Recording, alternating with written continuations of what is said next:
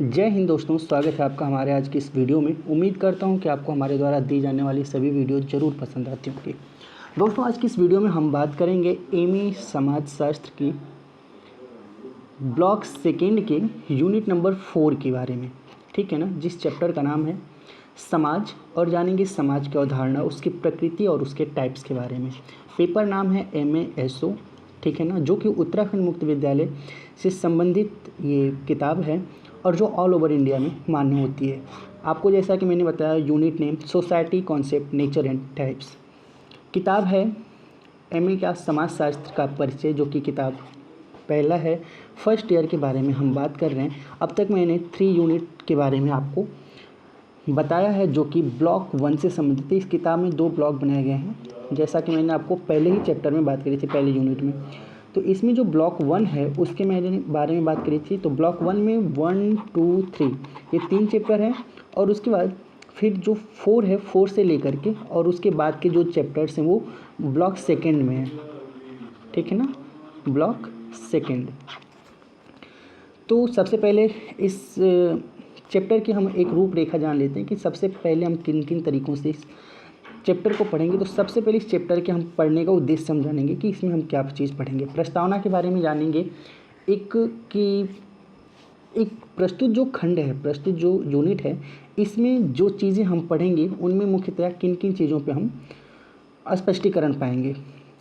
उसके बाद हमारे पास एक अगला हेडिंग आएगा, समाज की अवधारणा का स्पष्टीकरण और उसकी अर्थ परिभाषा है। समाज की अवधारणा का स्पष्टीकरण, जिसमें हम अर्थ और उसकी परिभाषा को जानेंगे। मैकाइवर और पेज जो समाज विचारक हैं समाजशास्त्र के, ठीक है, वो उन्होंने जो समाज की परिभाषा दी है, ठीक है, उसकी व्याख्या करेंगे। समाज के आधारभूत तत्वों के बारे में जानेंगे, समाज की प्रकृति, समाज के प्रकार जानेंगे। फिर इस पूरे चैप्टर का सारांश जानेंगे कि इसको पढ़ने के बाद इसका मतलब क्या निकला। शब्दावली के बारे में कुछ जानेंगे। कुछ इसमें महत्वपूर्ण ऐसे शब्द आ जाते हैं जिनके बारे में शायद उन शब्दों का ही मतलब हमें नहीं पता होता है, तो उन शब्दों को जानेंगे। ठीक है, जैसे इंग्लिश में हम कैट मतलब क्या जानते हैं। कैट मान लीजिए एक शब्द आ गया कैट, इंग्लिश में कैट का मतलब क्या होता है, तो हम आपको बताते हैं कि एक ऐसा पशु जो कि बाघ की तरह दिखता है, पर वो होता है बहुत छोटा। ठीक है, जनरली वो गांव और घरों में भी पाया जाता है, चूहों को पकड़ता है, मतलब जो कि एक टाइग्रिस प्रजाति का एक जंतु है।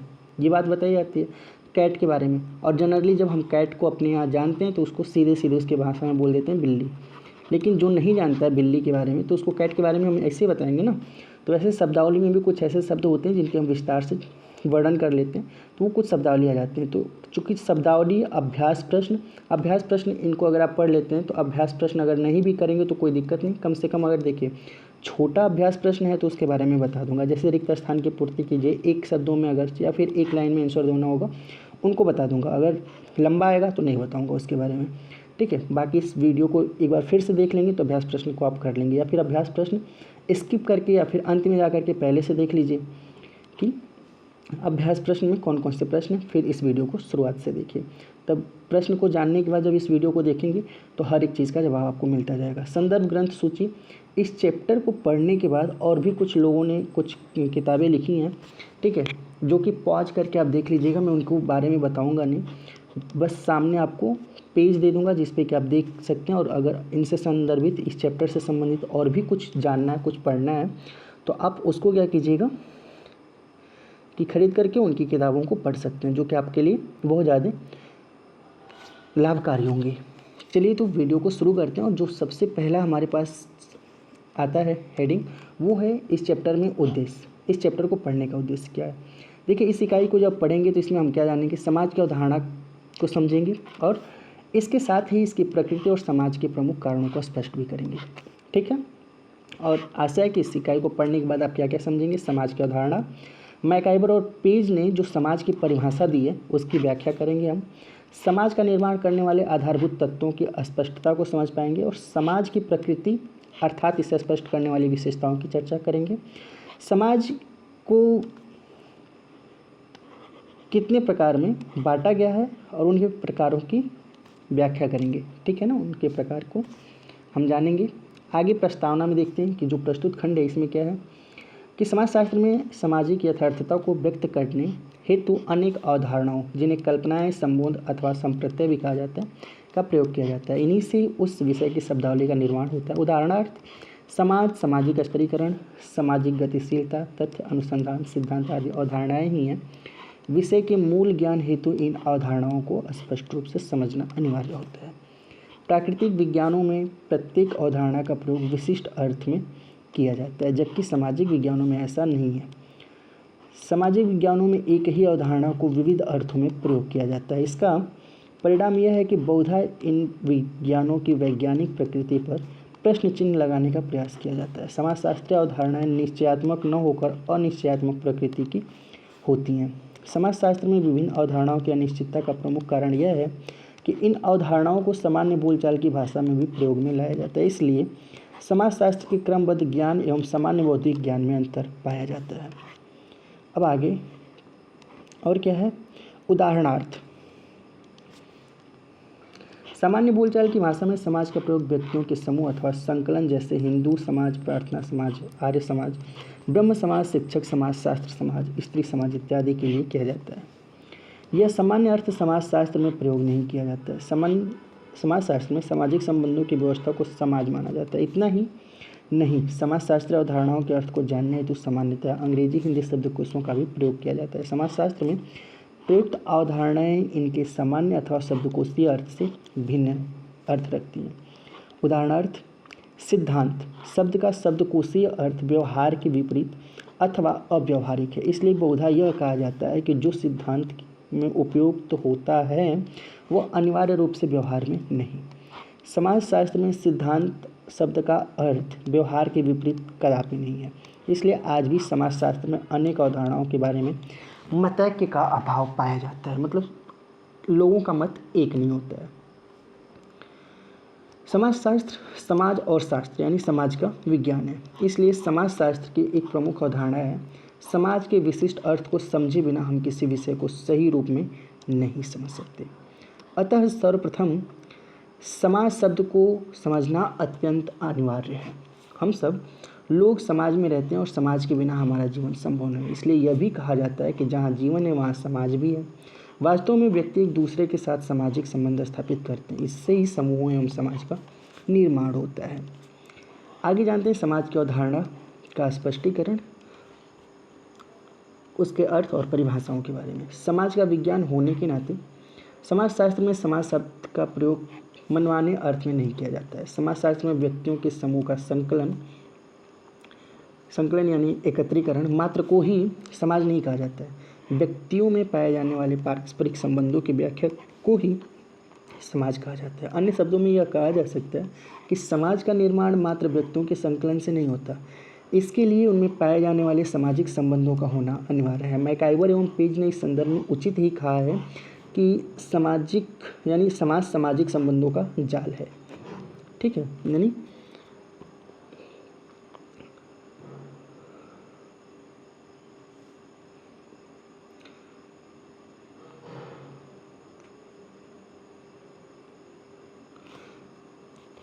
मैकाइवर पेज ने इस संदर्भ में उचित कहा है क्या, समाज सामाजिक संबंधों का जाल है, यानी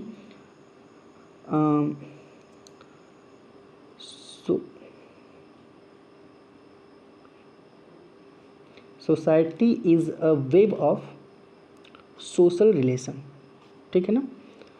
सामाजिक संबंधों के लिए तीन बातें आवश्यक हैं। व्यक्तियों को एक दूसरे का आभास यानी जानकारी होना, उनमें अर्थपूर्ण व्यवहार होना तथा उनका एक दूसरे से व्यवहार से प्रभावित होना। सरल शब्दों में कहा जा सकता है कि व्यक्ति आवश्यकताओं की पूर्ति के लिए एक दूसरे से संबंधित होते हैं।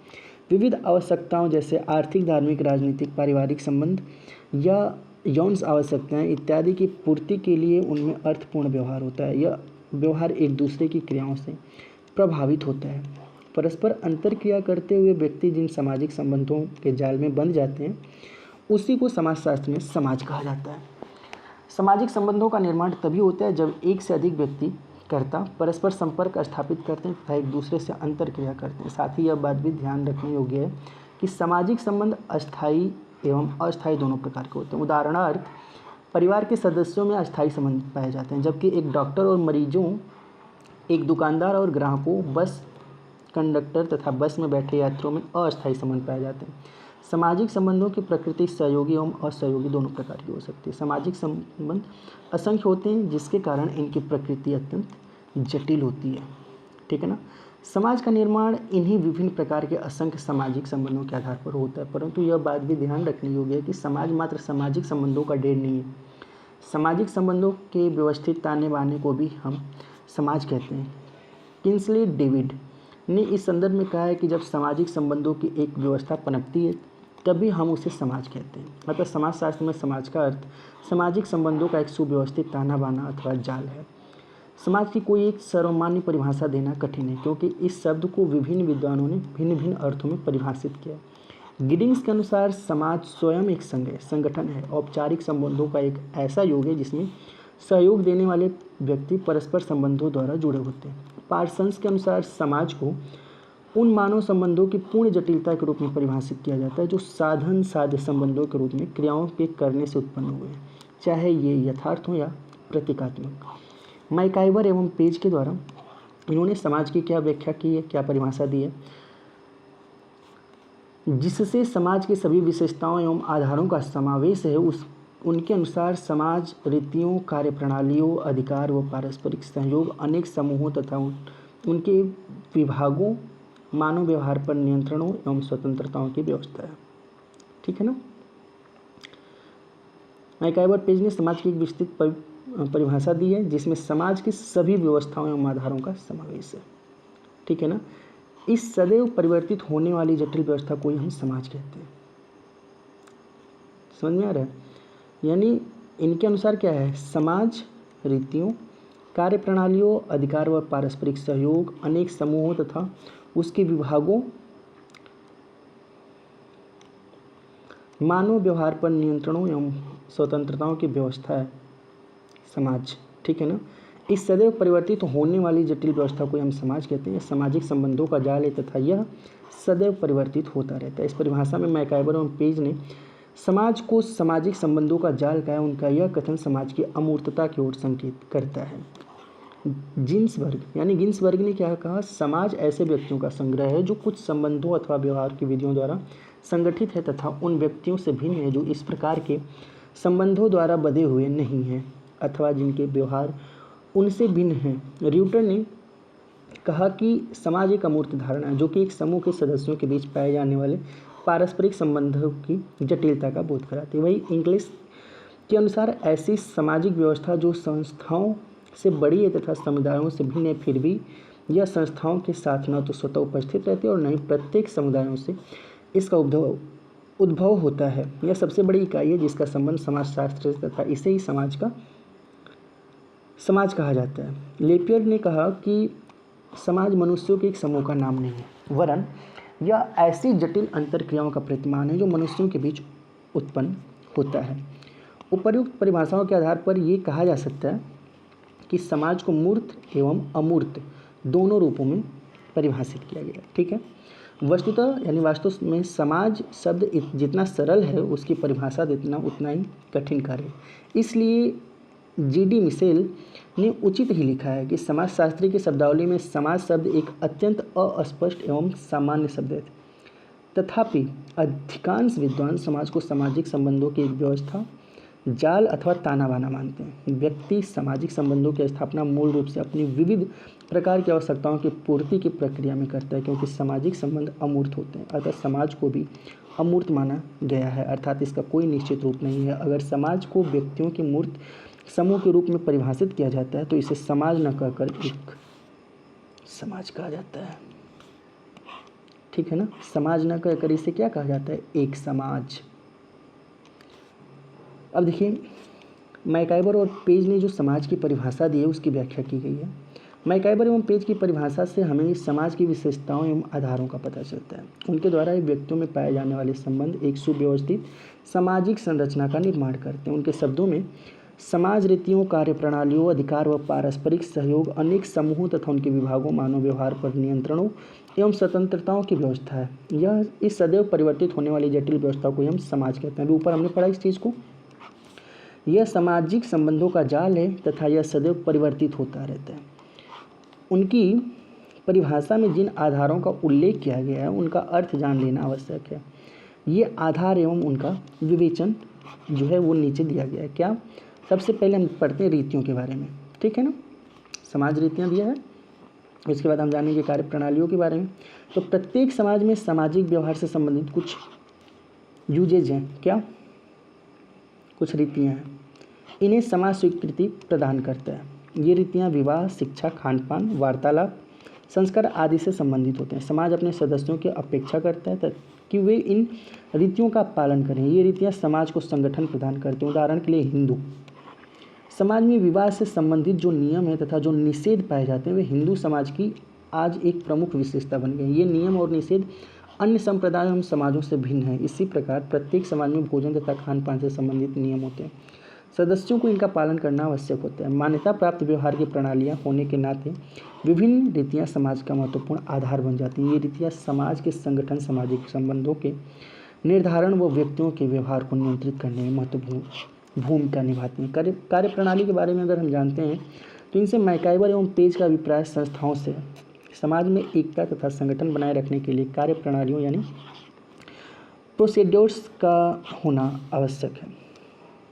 यदि समाज के सदस्य निश्चित कार्य प्रणाली को छोड़ अपने स्वेच्छाचारी ढंग से कार्य करना शुरू कर दें तो समाज का संतुलन खत्म हो जाएगा। प्रत्येक समाज में लक्ष्यों या उद्देश्यों को पूरा करने के लिए कुछ निश्चित कार्य प्रणालियाँ होती हैं। उनके अनुसार ही लोग उचित ढंग से कार्य करते हैं। कार्य प्रणाली आवश्यकताओं की प्रकृति पर निर्भर करते इस प्रकार भिन्न भिन्न प्रकार की सामाजिक आवश्यकताओं की पूर्ति के लिए भिन्न भिन्न कार्य प्रणालियों का निर्धारण किया जाता है। उदाहरण के लिए हिंदू समाज में विवाह संस्कार की कार्य प्रणाली एक विशेष ढंग है।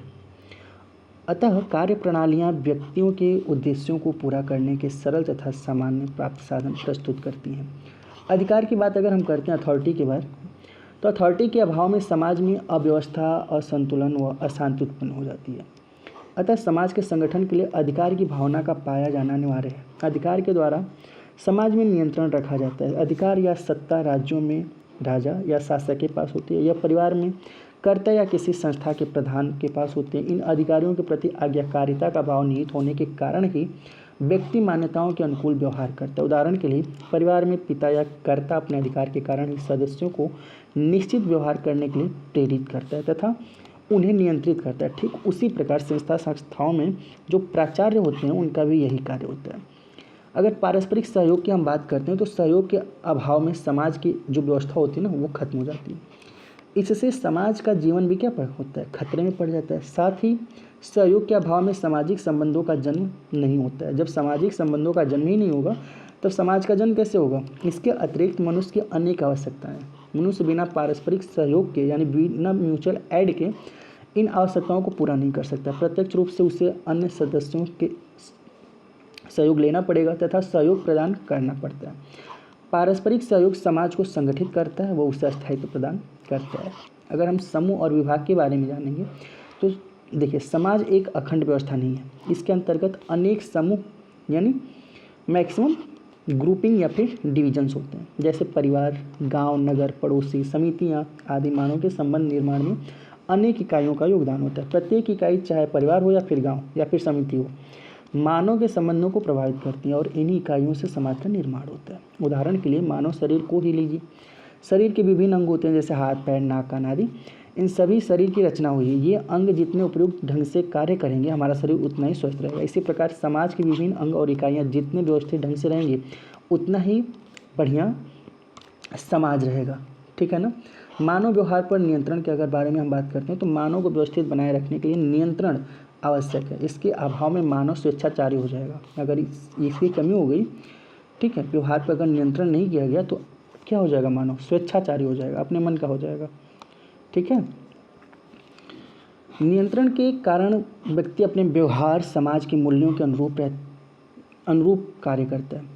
किंसले डेविड के अनुसार बिना सामाजिक नियंत्रण के समाज का अस्तित्व ही नहीं रह सकेगा। सामाजिक व्यवस्था को बनाए रखने के लिए सामूहिक तथा व्यक्तिगत दोनों प्रकार के व्यवहारों पर नियंत्रण रखना आवश्यक है। नियंत्रण चाहे धर्म, प्रथा, परंपरा, रूढ़ियों के द्वारा अनौपचारिक नियंत्रण हो अथवा कानून या प्रशासन द्वारा औपचारिक नियंत्रण के द्वारा, प्रत्येक समाज में नियंत्रण के कुछ तरीके अवश्य ही होते हैं।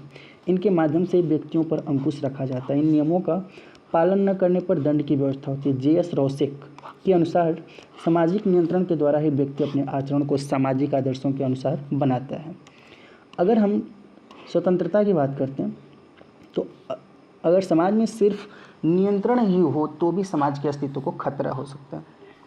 अच्छे और स्वस्थ संबंधों के जन्म तथा व्यक्तित्व के विकास के लिए लिबर्टी आवश्यक है। यदि समाज में नियंत्रण रहे, वो किसी प्रकार की स्वतंत्रता प्रदान न की जाए तो समाज का अस्तित्व ही खतरे में पड़ जाएगा। समाज में प्रत्येक सदस्य को अपनी स्वतंत्रता दी जानी चाहिए कि वह अपने तर्क और बुद्धि के सहारे या दूसरे के विचारों के सहारे अपने जीवन के स्तर को क्या करे, सुधार सके। समाज के आधारभूत तत्वों के बारे में अगर हम जानते हैं तो समाज का अर्थ जान लेने के पश्चात इसके निर्णायक अथवा आधारभूत तत्वों का पता होना भी अनिवार्य है। इन आधारभूत तत्वों को कई बार समाज की सामाजिक आवश्यकताएं यानी सोशल नेसेसिटीज़ भी कहा जाता है। ये निर्णायक तत्व प्रत्येक समाज, चाहे वो पशु समाज हो या मानव समाज हो, उसमें पाए जाते हैं। समाज के आधारभूत तत्व नीचे हैं। कौन कौन से? डेविड के विचार जैसे किंग्सली डेविड ने समाज की प्राथमिक आवश्यकताओं या निर्णायक तत्वों को निम्नलिखित 4 श्रेणियों में विभाजित किया। कौन कौन से? जनसंख्या का प्रतिपालन। जनसंख्या को बनाए रखने के लिए कुछ आवश्यकताएं होती हैं, ठीक है ना।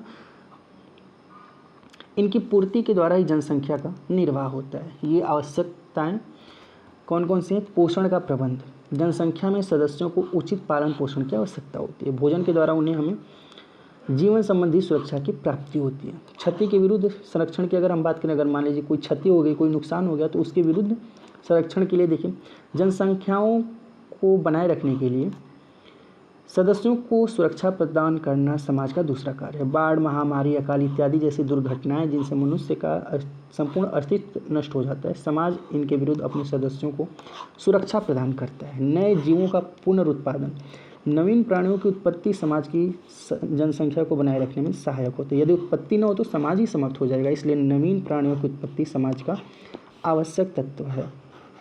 वहीं दूसरे में देखेंगे जनसंख्या के बीच कार्य का विभाजन। देखिए सदस्यों में उचित श्रम विभाजन समाज के अस्तित्व को बनाए रखने के लिए आवश्यक है। इसमें मनुष्यों में पारस्परिक सहयोग की भावना पनपती है। सहयोग की भावना के होने से संगठन में दृढ़ता आती है। श्रम विभाजन से मनुष्यों को पदों के विषय में जानकारी प्राप्त होती है और वे पदों के अनुरूप दायित्व का निर्वाह करते हैं।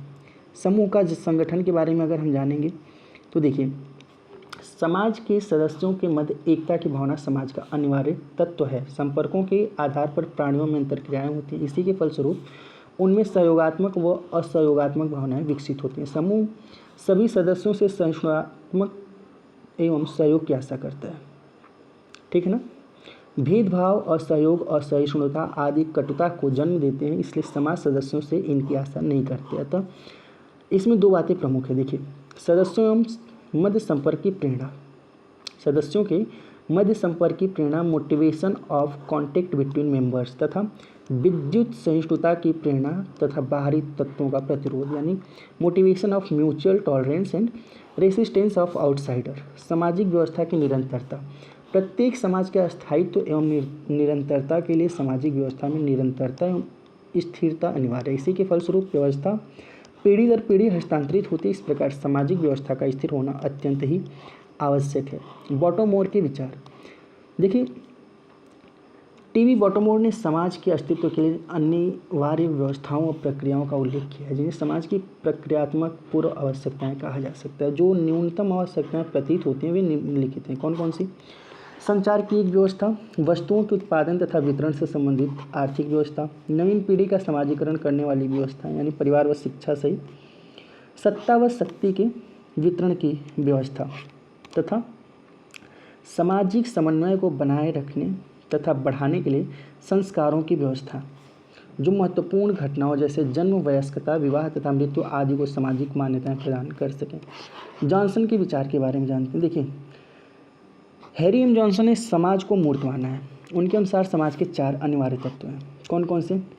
निश्चित भूभाग। समाज एक भूभाग समूह है। व्यक्तियों द्वारा किन्हीं निश्चित सीमाओं में रहने के परिणाम स्वरूप ही समाज का निर्माण होता है। यौन प्रजनन।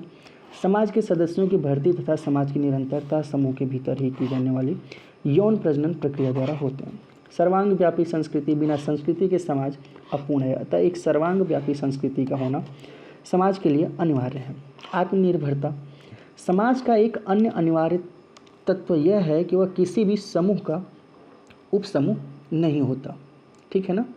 इस कसौटी के आधार पर उन समूहों को भी समाज कहा जा सकता है जो कि राजनीतिक दृष्टि से अन्य समूह के अधीन होते हुए भी पूर्णतः उसमें समा नहीं पाए। उपयुक्त विवेचन से स्पष्ट हो जाता है कि विभिन्न विद्वानों ने समाज के आधारभूत तत्वों की विवेचना समाज के अपने अर्थ के अनुरूप की है।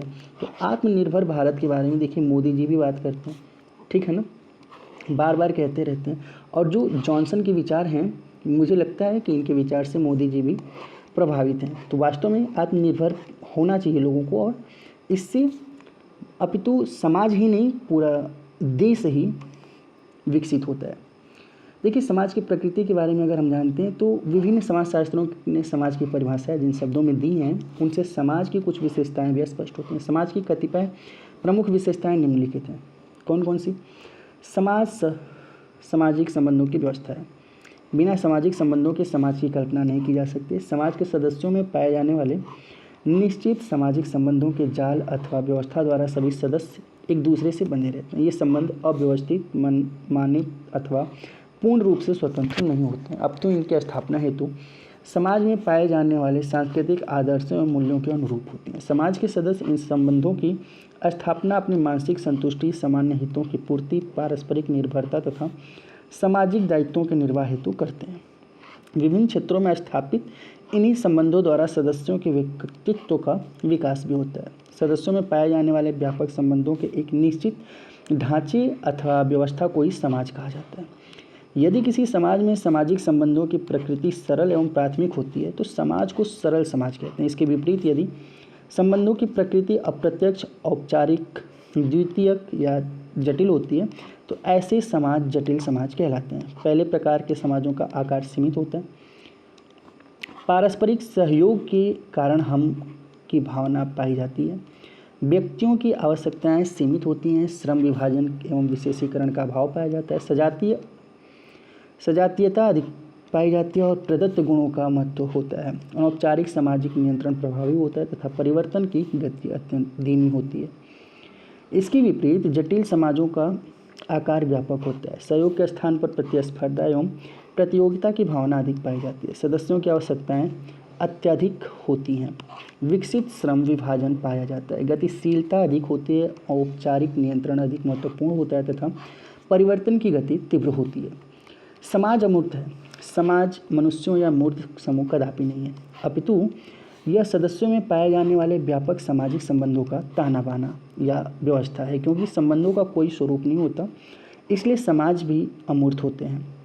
इस संदर्भ में रूटर ने उचित ही लिखा है कि जिस प्रकार जीवन एक वस्तु नहीं है बल्कि जीवित रहने की प्रक्रिया, उसी प्रकार समाज एक वस्तु नहीं बल्कि संबंध स्थापित करने की प्रक्रिया है। राइट ने इसकी परिभाषा दी है कि समाज की अमूर्तता के बारे में पता चलता है कि समाज व्यक्तियों का समूह नहीं, यह समूह के सदस्य के मध्य स्थापित संबंधों की व्यवस्था है।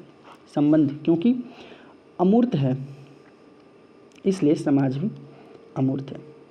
जब से मैकाइवर एवं पेज की समाज की परिभाषा अत्यंत लोकप्रिय हुई तब से समाज की प्रकृति को अमूर्त माना जाता है। इसके बारे में विद्वानों में मतभेद है। हैरी एम जॉनसन जैसे विद्वान समाज के स्वरूप को मूर्त मानते हैं। ऐसे समाज को विद्वानों ने एक समाज की संज्ञा दी है। अतः यह कह सकते हैं कि एक समाज व्यक्तियों का वह समूह है जो किन्हीं संबंधों अथवा व्यवहार के तरीकों द्वारा संगठित होता है तथा निश्चित भूभाग में निवास करता है। एक समाज सामाजिक संबंधों की व्यवस्था न होकर व्यक्तियों का समूह होने के नाते मूर्त माना जाता है। सामाजिक संबंधों, सामाजिक नियमों आदि को हम अनुभव कर सकते हैं परंतु देख नहीं सकते। इसी अर्थ में समाज को अगोचर माना जाता है, अमूर्त माना जाता है। ठीक है ना। समाज में सहयोग एवं संघर्ष। समाज के सदस्यों के मध्य सहयोगात्मक तथा असहयोगात्मक दोनों प्रकार के संबंध पाए जाते हैं। ये दोनों ही प्रकार के संबंध समाज के लिए आवश्यक भी हैं। इसके द्वारा सहयोग के द्वारा सामाजिक संबंध निर्मित होते हैं। संघर्ष के द्वारा सामाजिक समस्याओं का निराकरण होता है। सहयोग और संघर्ष एक प्रकार से जीवन के दो पहलू हैं। यदि इन्हें एक दूसरे का पूरक भी कहा जाए तो कोई दिक्कत की बात नहीं है, कोई अतिशयोक्ति नहीं होगी। ठीक है ना। इस संबंध में जॉर्ज सिमेल का कथन है कि समाज में दो प्रकार की शक्तियों का समावेश होता है। एक तो वे शक्तियाँ जो मनुष्य को एक सूत्र में बांधती तथा दूसरी वे शक्तियाँ जो उन्हें अलग कर देती हैं। समाज में सहयोग, मानव समाज एक जटिल व्यवस्था है। समाज के सदस्य एक दूसरे से सहयोग करते हैं और अपने लक्ष्यों की पूर्ति करते हैं। मनुष्य की आवश्यकताओं की कोई सीमा नहीं, यह भी संभव नहीं कि वह प्रत्येक आवश्यकता की पूर्ति स्वयं ही कर ले। अतः मानव का सामाजिक जीवन सहयोग पर आधारित होता है। सहयोग दो प्रकार के, एक प्रत्यक्ष होता है। प्रत्यक्ष सहयोग वहाँ प्रदान किया जाता है जहाँ व्यक्ति आमने सामने यानी फेस टू फेस के संबंध रखते हैं। उदाहरण के लिए परिवार में प्रत्येक सदस्य आमने सामने का संबंध रखता है, वे अपनी आवश्यकताओं की पूर्ति के लिए एक दूसरे से सहयोग करते हैं। प्रत्यक्ष सहयोग में समान कार्य व उद्देश्य का होना अत्यंत महत्वपूर्ण है। इस संदर्भ में यह स्मरण रखना होगा कि प्रत्यक्ष सहयोग का अर्थ स्वयं के कार्यों से अन्य को लाभ पहुंचाना नहीं, इसका अर्थ निश्चित उद्देश्यों की प्राप्ति के लिए मिलजुल कर प्रयास करना होता है। ऐसा सहयोग सरल समाज में पाया जाता है। अप्रत्यक्ष सहयोग क्या होता है? अप्रत्यक्ष सहयोग जटिल समाजों में अधिक पाया जाता है। इसमें उद्देश्यों व लक्ष्यों में तो समानता होती है, परंतु उसकी प्राप्ति हेतु सभी सदस्य मिलकर एक साथ प्रयत्न नहीं करते। सदस्य उन उद्देश्यों व लक्ष्यों की प्राप्ति के लिए अलग अलग प्रयास करते हैं, वे अलग अलग साधन भी अपना सकते हैं। अप्रत्यक्ष सहयोग का अर्थ समान उद्देश्यों को पाने के लिए असमान कार्य करने से है। उदाहरण के लिए रेलगाड़ी तैयार करना, अलग अलग लोग अपनी अपनी योग्यता के पद के अनुसार रेलगाड़ी के विभिन्न हिस्से बनाते हैं, लेकिन सभी का एक ही उद्देश्य रेलगाड़ी बन जाए। इस प्रकार वे अप्रत्यक्ष सहयोग से रेलगाड़ी का निर्माण करते हैं। श्रम विभाजन यानी डिवीजन ऑफ लेबर अप्रत्यक्ष सहयोग का सर्वोत्तम उदाहरण है। समाज में महत्व की दृष्टि से दोनों प्रकार के सहयोग एक समान है। समाज में संघर्ष के बारे में अगर बात कर जाए तो प्रत्येक मनुष्य जैविक, मानसिक तथा सांस्कृतिक दृष्टि से भिन्न होता है, इसलिए समाज में संघर्ष की उत्पत्ति होती है। समाज में मनुष्य अपनी आवश्यकताओं, उद्देश्यों व लक्ष्यों की प्राप्ति के लिए संघर्ष का आश्रय लेता है। वास्तव में जीवन एक संघर्ष है। कार्ल मार्क्स ने कहा है कि वर्ग संघर्ष ही समाज के परिवर्तन का मूल कारण है। यह संघर्ष हिंसक तथा अहिंसक दोनों रूपों में हो सकता है। संघर्ष को भी दो भागों में विभाजित किया गया है, प्रत्यक्ष संघर्ष और एक अप्रत्यक्ष संघर्ष। देखिए, प्रत्यक्ष संघर्ष में क्या है कि प्रत्यक्ष संपर्क होने पर विकसित संघर्ष को प्रत्यक्ष संघर्ष कहा जाता है। जो व्यक्तियों या समूहों में संघर्ष, जैसे सांप्रदायिक दंगे, युद्ध, दो मित्रों में झगड़ा, परिवार के सदस्यों में संघर्ष, या पति पत्नी के मध्य संघर्ष, या विवाह विच्छेद आदि जो है, ये सब क्या है? प्रत्यक्ष संघर्ष है। और अप्रत्यक्ष संघर्ष क्या होते हैं? इसके अंतर्गत व्यक्ति अप्रत्यक्ष रूप से दूसरे व्यक्तियों के हितों में बाधा पहुंचाने की चेष्टा करता है। अप्रत्यक्ष संघर्ष में व्यक्ति अपनी स्वार्थ पूर्ति के लिए दूसरों के स्वार्थ का हनन करता है, लेकिन इसमें वह दूसरों से प्रत्यक्ष रूप से परिचित नहीं होता। सभी प्रकार की प्रतियोगिताएं अप्रत्यक्ष संघर्ष का उदाहरण है। उदाहरण के लिए साइकिल बनाने वाली दो कंपनियां हैं। हो सकता है कि उनके मालिक व्यक्तिगत रूप से एक दूसरे को न जानते हों, लेकिन दोनों यह चाहते हैं कि उनका माल बाजार में अधिक बिके तथा इसके लिए वे अनेक प्रयत्न करते हैं। यह अप्रत्यक्ष संघर्ष है। अप्रत्यक्ष संघर्ष का क्षेत्र आर्थिक, धार्मिक, राजनीतिक या सामाजिक हो सकता है। समाज में समानता और विभिन्नता की बातें करते हैं अगर हम, तो देखिए, समाज में समानता तथा विभिन्नता पाई जाती है। बाह्य दृष्टिकोण से दोनों परस्पर विरोधी प्रतीत होते हैं, पर वास्तविकता में ये परस्पर पूरक नहीं है। इन्हीं के द्वारा समाज को अस्थायित्व व निरंतरता प्राप्त होती है। समानता के कारण संस्थाओं का जन्म होता है। विभिन्नता के कारण संस्थाओं में परिवर्तन तथा कार्यों में सुधार होता है। समाज में असमानता समाज के निर्माण में सामाजिक संबंधों का अत्यधिक महत्वपूर्ण योगदान रहता है। सामाजिक संबंधों के अभाव में समाज की कल्पना भी नहीं की जा सकती। संबंधों की उत्पत्ति के लिए पारस्परिक चेतना एवं समानता का होना अत्यंत आवश्यक। यह समानता शारीरिक अथवा मानसिक रूप में हो सकती है। इसी समानता के कारण चेतना होगी तथा उसमें संबंधों का जन्म होगा। किसी निर्जीव वस्तु के साथ व्यक्ति अपना संबंध स्थापित नहीं कर सकता, और इसका कारण यह है कि दोनों में पारस्परिक चेतना का जन्म नहीं होता है, अतः संबंधों की उत्पत्ति नहीं हो पाती। किंतु यदि दो मनुष्य व उनमें किसी भी क्षेत्र में समानता पाई जाती है तो उनमें संबंधों का जन्म होगा। गिडिंग्स ने इसे समानता की चेतना कहा। मैकाइवर एवं पेज का विचार है कि यदि हम एक विश्व के सिद्धांत पर विजय पाना चाहते हैं तो ऐसा तभी संभव हो सकता है जब हम समस्त मानव प्रजाति के आधारभूत तत्वों की समानता की मान्यता प्राप्त करें। अब जानते हैं समाज में विभिन्नता। समाज के लिए विभिन्नता भी महत्व रखती है। यद्यपि बाहरी रूप से विभिन्नताएं समानताओं के विपरीत प्रतीत होते हैं, तथापि वास्तविकता में ये उनकी पूरक हैं। यदि समाज के सभी सदस्य जैविक व मानसिक दृष्टिकोण में समान होते हैं तो मानव व्यवहार यंत्रवत हो जाता है। ऐसी अवस्था में मानव समाज व पशु समाज के मध्य कोई अंतर नहीं रह जाता। मैकाइवर एवं पेज का कथन है कि यदि समाज के सभी क्षेत्रों में एक दूसरे के समान होते हैं तो उनके संबंध उतने ही सीमित हो जाते हैं जितने कि चींटियों तथा मधुमक्खियों में समाज में पाए जाते हैं। मनुष्य के अनेक सामाजिक उद्देश्य जैसे शरीर रक्षा, भोजन प्राप्त करना, सांस्कृतिक कार्य, सामाजिक कार्य आदि इन लक्ष्यों या उद्देश्यों को प्राप्त करने के लिए विभिन्न तरीके या फिर साधन हैं। समाज में इसी कारण व्यक्तियों के विभिन्न पद एवं भूमिकाएं होती हैं। समाज में अनेक भिन्नताएं जैसे पेशे में भिन्नता, व्यापार में भिन्नता, कार्यों में भिन्नता आदि पाई जाती है। योग्यता में भिन्नता के कारण ही समाज में व्यक्तियों को उच्च व निम्न स्थान प्राप्त किए जाते हैं। ऐसे समाज की कल्पना भी नहीं की जा सकती जहाँ सिर्फ पुरुष या फिर स्त्रियां ही स्त्रियां हैं। समाज में विद्यमान विभिन्नताओं को निम्नलिखित 3 प्रमुख प्रकारों में बांटा जा सकता है। एक है जैविक भिन्नताएं। देखिए, इनका उदाहरण शारीरिक संरचना व यौन भिन्नताएं हैं। प्राकृतिक भिन्नताओं के बारे में बात करें तो इसके अंतर्गत मानसिक भिन्नताओं व कार्य क्षमताओं में अंतर आदि हैं।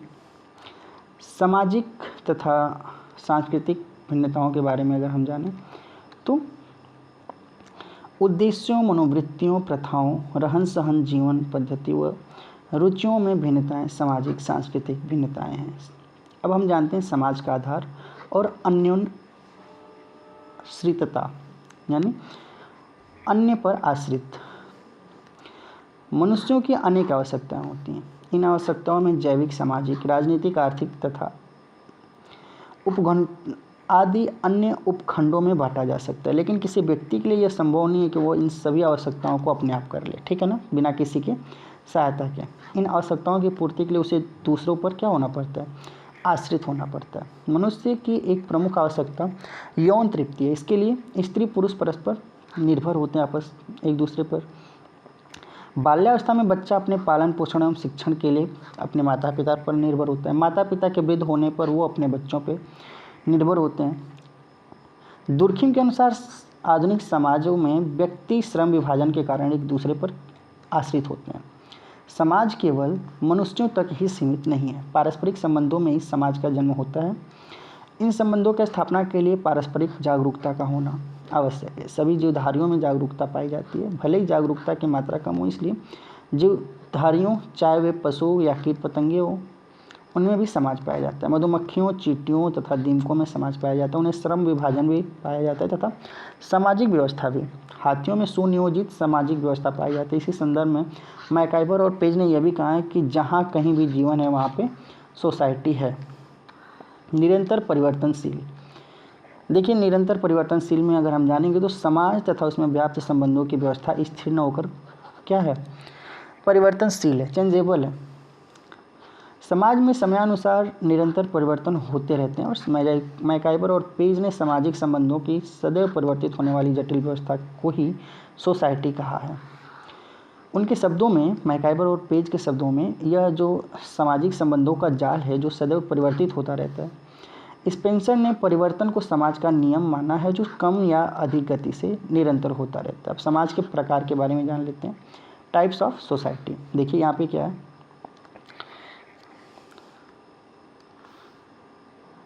समाजों को बहुधा समाज एवं एक समाज तथा सरल समाज या जटिल समाज के रूप में समझाने का प्रयास किया जाता है। इनका उल्लेख हम समाज की प्रकृति में कर चुके हैं। समाजशास्त्र में समाजों के विविध प्रकारों में काफ़ी चर्चा हुई तथा अभी भी यह चर्चा उस स्तर पर है जिसमें निश्चित रूप से समाज का कोई सर्वमान्य वर्गीकरण सामने नहीं आ पाया। समाजशास्त्र एक विज्ञान है, अतः इसमें भी अन्य विज्ञानों की भांति विषय वस्तु का वर्गीकरण किया जाता है। प्रारंभ में अधिकांश समाजशास्त्रियों ने समाज का द्वैत वर्गीकरण प्रस्तुत किया, अर्थात इन्हें 2 श्रेणियों में रखा। उदाहरण के लिए टॉनीज ने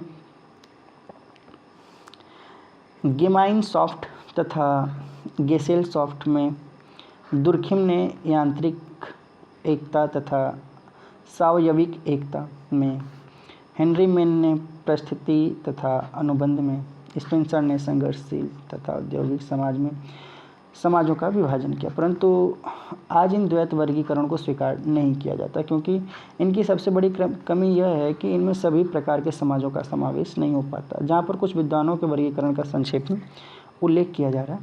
टॉनिज का वर्गीकरण देखिए। टॉनिज ने सामाजिक संबंधों की प्रकृति के आधार पर समाज को दो भागों में बांटा, गेमाइन सॉफ्ट तथा गेसेल-सॉफ्ट। प्रथम श्रेणी में टॉनिज ने औद्योगिकरण के पूर्व में समाज को सम्मिलित किया, जबकि दूसरी श्रेणी में औद्योगिकृत समाज को, गेमाइन सॉफ्ट बद्ध समाज में टॉनिज के अनुसार उच्च कोटि की सामाजिक एकता यानी सोशल कोहेंसन,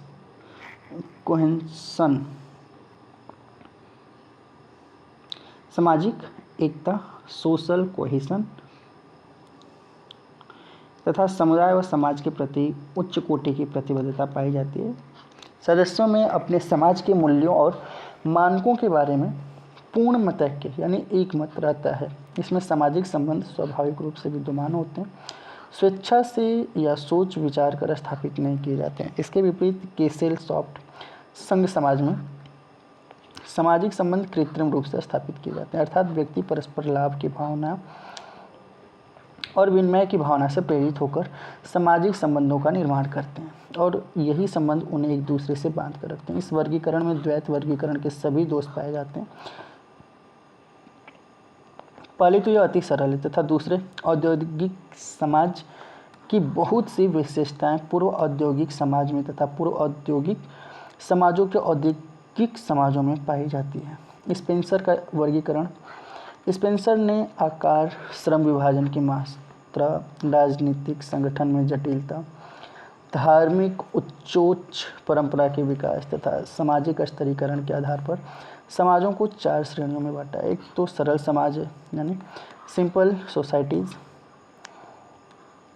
मिश्रित समाज कंपाउंड सोसाइटीज़, दोहरे मिश्रित समाज यानी डबली कंपाउंड सोसाइटीज़ तथा तेहरे मिश्रित समाज यानी ट्रिपली कंपाउंड सोसाइटीज़। स्पेंसर ने प्रथम 3 श्रेणियों में आदिम समाजों का समावेश किया। यद्यपि इन तीनों के आकार, श्रम विभाजन के विकास, धर्म तथा परंपराओं के स्थान, राजनीतिक संगठन की जटिलता तथा सामाजिक स्तरीकरण के आधारों की दृष्टि से अंतर करने का प्रयास करता है, तथापि वह इसमें पूर्ण रूप से सफल नहीं हो पाया। उनके द्वारा प्रस्तुत समाजों के वर्गीकरण में उद्विकासीय दृष्टिकोण यानी इवोल्यूशनरी अप्रोच का स्पष्ट प्रभाव देखा जा सकता है। चौथी श्रेणी में समाजों में उन्हें प्राचीन मैक्सिको, सीरियाई साम्राज्य, great Britain, France, Germany, Italy तथा रूस जैसे समाजों को सम्मिलित किया गया है। दुर्खिम का वर्गीकरण। अगर हम बात करते हैं, दुर्खिम ने अपने सर्वप्रथम पुस्तक समाज में श्रम विभाजन यानी the division of labour in society में सामाजिक एकता के आधार पर एक प्राचीन तथा आधुनिक समाजों में अंतर करने का प्रयास किया। प्राचीन समाजों में आंतरिक एकता पाई जाती है, जबकि आधुनिक समाजों में सावयविक एकता पाई जाती है। आंतरिक एकता वाले समाजों में सभी व्यक्ति एक समान कार्यों में लगे होते हैं तथा श्रम विभाजन बहुत ही कम पाया जाता है, जबकि सावयविक एकता वाले समाजों का अधिकार विकसित श्रम विभाजन एवं अन्योन्याश्रितता है। दुर्खिम ने इस द्वैत वर्गीकरण की कमजोरी को अनुभव किया तथा अपनी दूसरी पुस्तक समाजशास्त्रीय पद्धति के नियम the rule of sociological method में समाजों में वर्गीकरण का नवीन आधार प्रस्तुत किया। ठीक है, उनके अनुसार समाजों को 4 श्रेणियों में विभाजित किया जाता है। सरल समाज यानी सिंपल सोसाइटी, सरल बहुखंडीय समाज, सिंपल पॉली सेगमेंट्री सोसाइटी, सरल मिश्रित बहुखंडीय समाज, simply compounded poly segmentary society, दोहरे मिश्रित बहुखंडीय यानी doubly compounded poly segmentary society. Polysegmentary society. Durkheim के अनुसार सरल समाज वह जिसके आगे खंड नहीं होते हैं, जिन्हें जैसे कि एक झुंड, अहॉर्ड, एक अकेला तथा क्रियाशील समूह है जो किसी के अधीन नहीं हो। और केंद्रीय नियंत्रण की कोई व्यवस्था न होने पर भी सदस्य सार्वजनिक उद्देश्यों को पूरा करने के लिए एक दूसरे को सहयोग देते हैं। जब अनेक सरल समाज आपस में मिल जाते हैं तो सरल बहुखंडीय समाज का निर्माण होता है। उदाहरणार्थ इरोक्यूस जनजातियाँ और फ्रैटरी सरल मिश्रित बहुखंडीय समाज के उदाहरण। मिश्रित अवधारणाओं वाली विभिन्न जनजातियाँ, जबकि दोहरे मिश्रित बहुखंडीय समाज के उदाहरण प्राचीन समाज हैं। यद्यपि दुर्खिम का वर्गीकरण अन्य वर्गीकरणों से अच्छा माना जाता है, फिर भी वे इस बात को पूर्ण रूप से स्पष्ट नहीं कर पाए कि अधिकांश आधुनिक तथा विकास गतिशील समाज किसी श्रेणी में रखे जा सकते हैं। मार्ग का वर्गीकरण के बारे में अगर हम बात करते हैं तो मार्क्स ने समाजों का वर्गीकरण आर्थिक संरचना के आधार पर किया है। टीबी बॉटमोर ने मार्क्स के वर्गीकरण को सर्वोत्तम वर्गीकरण बताया है, क्योंकि इसके द्वारा समाज की एक अथवा अनेक प्रमुख संस्थाओं के विभिन्न स्वरूपों में भेद किया जा सकता है। मार्क्स ने समाजों को 5 श्रेणियों में विभाजित किया है। आदिम समाज यानी प्रिमिटिव सोसाइटी, जैसे विभिन्न जनजातीय समाज। एशियाई समाज, जैसे चीन, भारत, मध्यकाल के रूस का कुछ भाग। प्राचीन समाज यानी एंशियंट सोसाइटी, जैसे रोम व यूनान। सामंतवादी समाज यानी फ्यूडल सोसाइटी, जैसे 7वीं शताब्दी से 40वीं शताब्दी का पश्चिमी यूरोप। तथा पूंजीवाद समाज,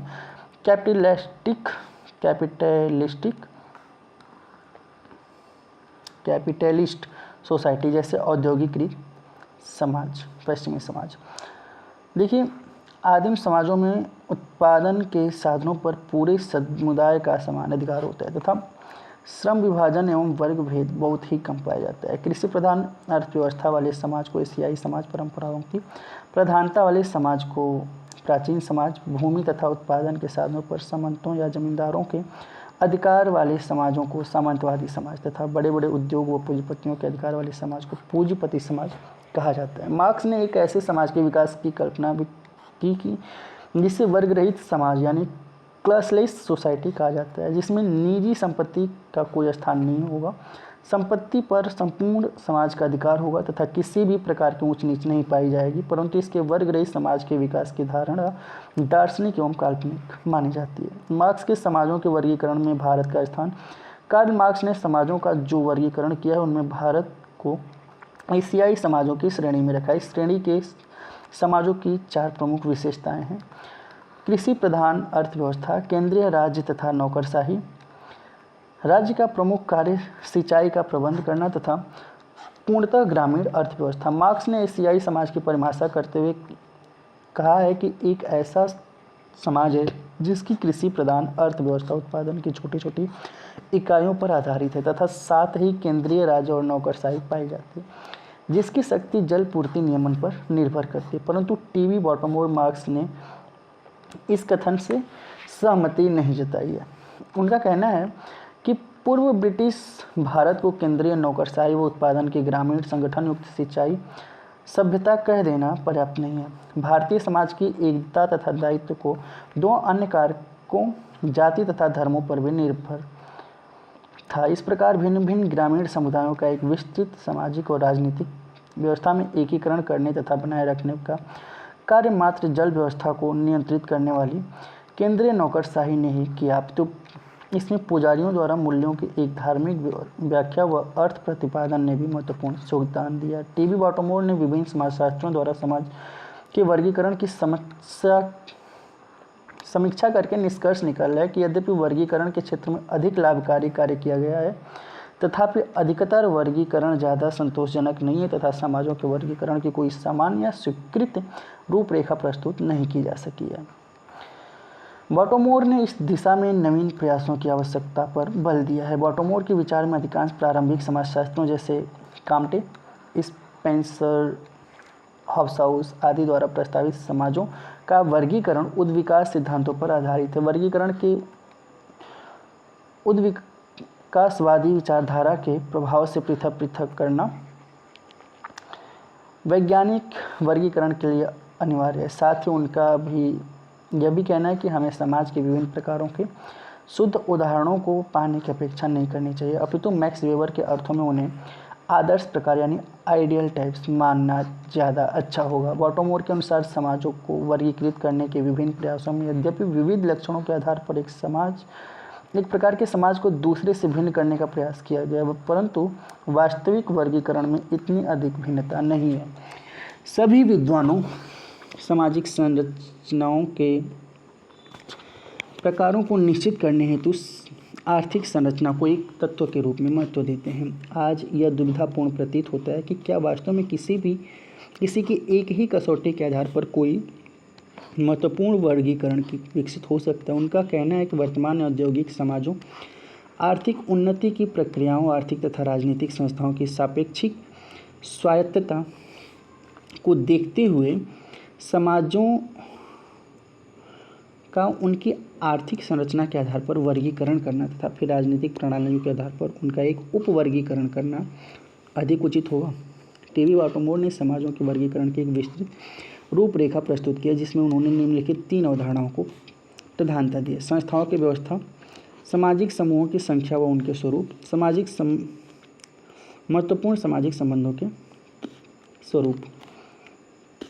अगर समाज का वर्गीकरण समाज में पाई जाने वाली संस्थाओं की व्यवस्था के अनुसार करना है तो आर्थिक संस्थाएं समाज की प्रमुख संस्थाएं मानी जाती हैं, जिनके आधार पर समाजों को एशियाई समाज तथा पश्चिमी समाज में विभाजित किया जा सकता है। राजनीतिक व्यवस्थाओं के आधार पर इनका वर्गीकरण किया जा सकता है, इनका उपवर्गीकरण किया जा सकता है। समाज में पाए जाने वाले सामाजिक समूहों की संख्या तथा उनके स्वरूप के आधार पर समाजों को सरल समाज तथा जटिल समाज में विभाजित किया जा सकता है। सामाजिक संबंधों के आधार पर समाजों का वर्गीकरण वैयक्तिक एवं प्रत्यक्ष सामाजिक संबंधों की प्रधानता वाले समाजों तथा अवैयक्तिक एवं अप्रत्यक्ष संबंधों की प्रधानता वाले समाजों में किया जा सकता है।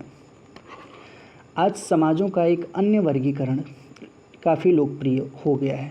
यह वर्गीकरण एंथोनी गिडिन्स का है, जिन्होंने उत्विकासीय आधार पर समाज को निम्नलिखित 7 श्रेणियों में विभाजित किया है।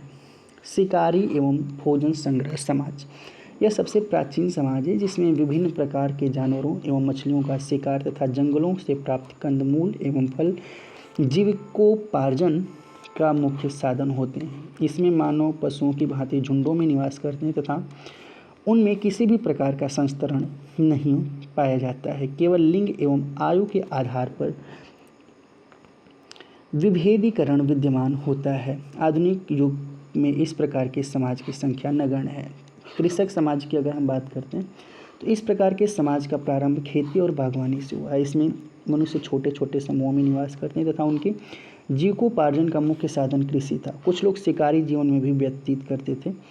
नगरों का विकास नहीं हुआ था। सामाजिक संस्तरण अपने प्रारंभिक रूप में विकसित होना शुरू होने लगा था। इस प्रकार के समाज आधुनिक युग में भी विद्यमान है। चारागाही समाज की अगर बात करें तो यह समाज कृषक समाज से मिलता जुलता है। इसमें जीवन निर्वाह हेतु मवेशियों का कई रूपों में प्रयोग होता है। मनुष्य झुंडों में रहते हैं, जिसकी आबादी हजारों तक भी हो सकती है।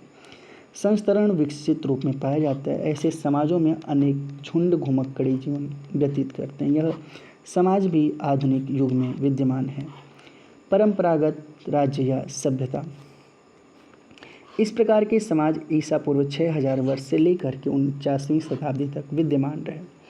जीवन निर्वाह का मुख्य आधार कृषि था, परंतु व्यापार और उद्योग का भी विकास हो चुका था। बड़े बड़े नगर राजाओं एवं महाराजाओं के हाथों में शासन वर्गों के आधार पर विभाजन, जीवन में धर्म एवं विभिन्न प्रकार के अंधविश्वासों का प्रचलन जैसे समाजों की प्रमुख विशेषताएं मानी जाती हैं। भारत को भी उन्होंने इसी श्रेणी में सम्मिलित किया है। अंतर केवल इतना है कि वर्ग विभाजन के स्थान पर भारत में जाति के आधार पर संस्तरण का महत्व अधिक है। पहली दुनिया के समाज, ऐसे समाजों का विकास 48वीं शताब्दी के प्रारंभ में यूरोप एवं अमेरिका में हुआ। अधिकांश जनसंख्या नगरों में निवास करती है तथा जनसंख्या का केवल कुछ ही भाग कृषि कार्यों में संलग्न होता है। इसमें वर्ग विभाजन तो पाया जाता है, परंतु वर्गों में अत्यधिक सामाजिक दूरी नहीं होती। आधुनिक तकनीकी एवं विकसित उद्योगों के कारण लोगों का भौतिक जीवन काफ़ी ऊंचा होता है। Canada, America, England, France, Germany, Japan एवं अन्य विकसित देश ऐसे समाजों के प्रमुख उदाहरण हैं। दूसरी दुनिया के समाज 20वीं शताब्दी के दूसरे शतक के विषय में दूसरे शतक में विकसित उन समाजों इस श्रेणी के सम्मिलित किया जाता है जो 1947 की रूसी क्रांति की देन है। इस श्रेणी में उन्होंने साम्यवादी देशों को सम्मिलित किया, परंतु चीन साम्यवादी देश होते हुए भी इस समाज का उदाहरण नहीं माना जाता है। चीन अभी उतना विकसित नहीं हो पाया है। ऐसे समाजों को जीविकोपार्जन का मुख्य साधन कृषि और उद्योग दोनों ही होते हैं तथा अर्थव्यवस्था पर नियंत्रण राज्य के हाथों में होता है। तीसरी दुनिया के समाज 18वीं शताब्दी के से लेकर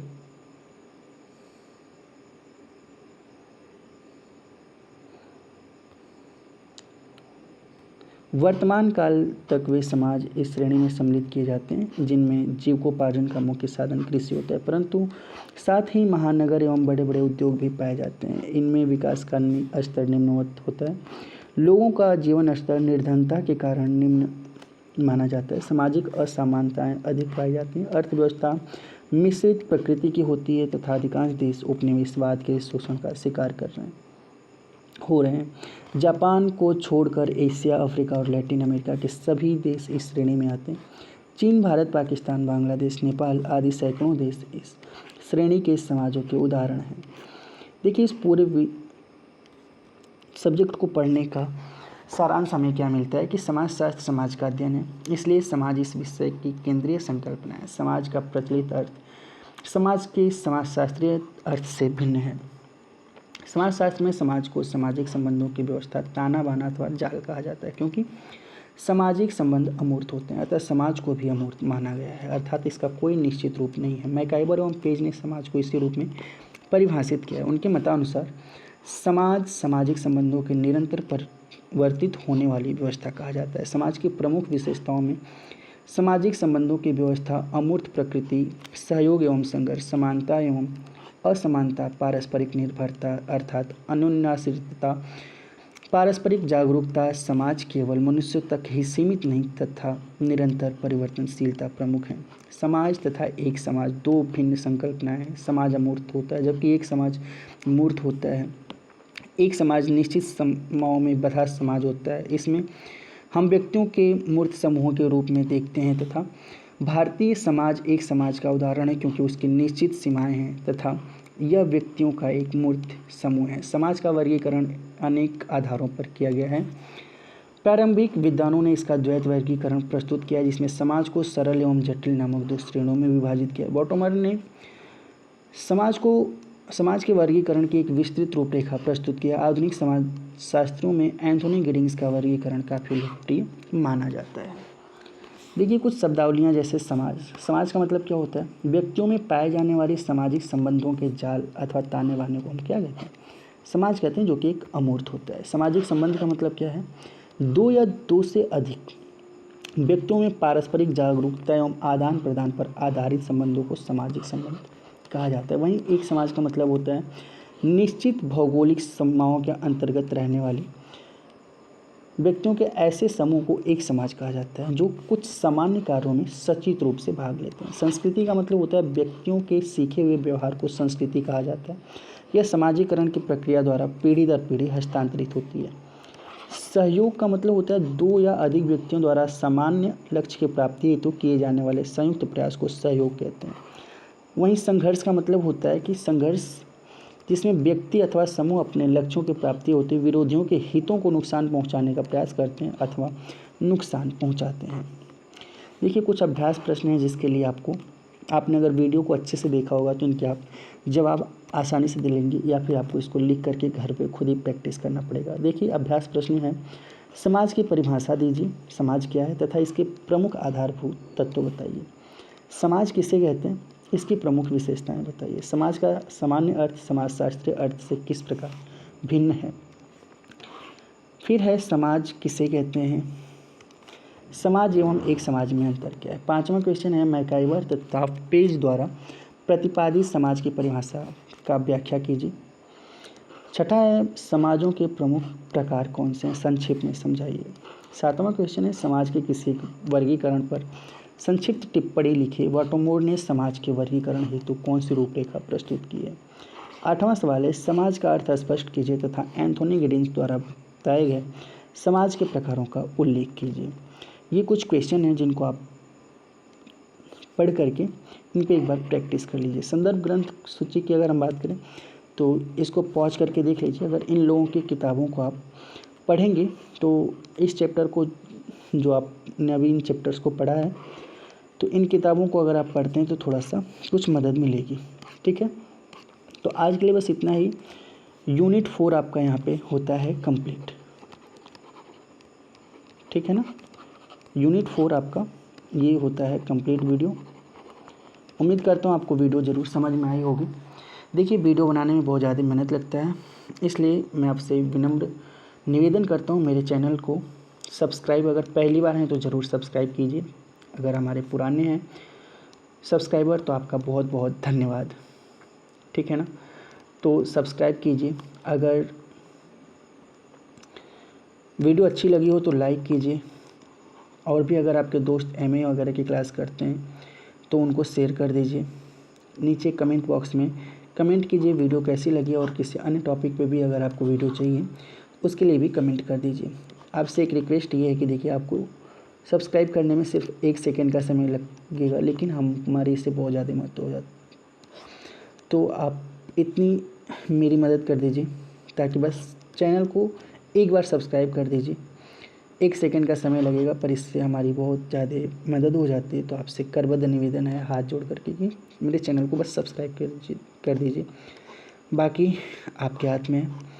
आप सभी का बहुत बहुत धन्यवाद वीडियो को पूरा देखने के लिए। आज के लिए बस इतना ही।